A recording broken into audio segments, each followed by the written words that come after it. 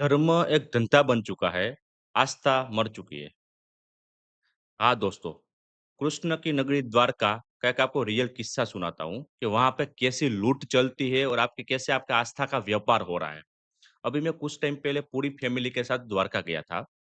जैसे ही दर्शन करके हम आगे निकले, तो मेरे आगे 3 लड़के थे। उसकी उम्र कुछ 17-18 साल की होगी।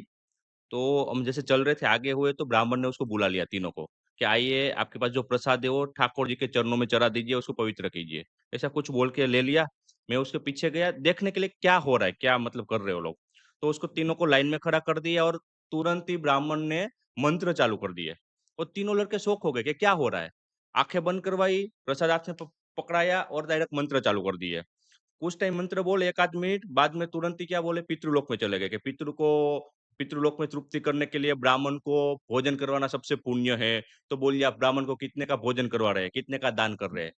100, 200, 500 10-20 नहीं, डायरेक्ट 100, 200, 500 वो तीनों लड़के कन्फ्यूज़ हो गए कि क्या बात है, डायरेक्ट 500? तो फिर मैं उसके पीछे खड़ा था तो एक लड़के को मैंने ऐसे टच करके बोला कि बेटा आपको बाटली में उतार दिया। तो ब्राह्मण के बाजू में जो मंत्र बोल रहा था ब्राह्मण, उसके बाजू में उसका लड़का खड़ा था, उसने ये देख लिया। तो उसके पिताजी को बोल रहे हैं कि पिताजी ये ब्राह्मण की मस्करी कर रहा है, इसको पैसा देने से मना कर रहे हैं भाई।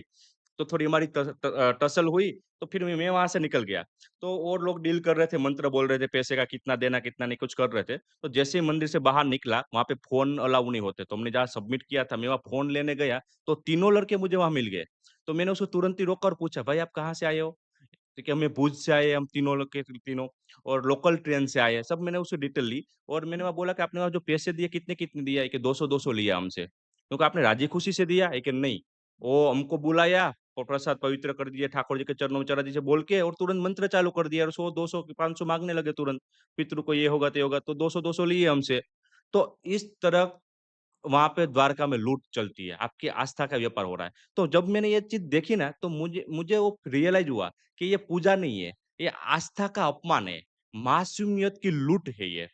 तो धर्म है वो महान है, पर कुछ लोग धर्म के नाम पे धंधा करते हैं। ये सच को हमको पहचानना भी होगा और स्वीकारना भी होगा। धन्यवाद।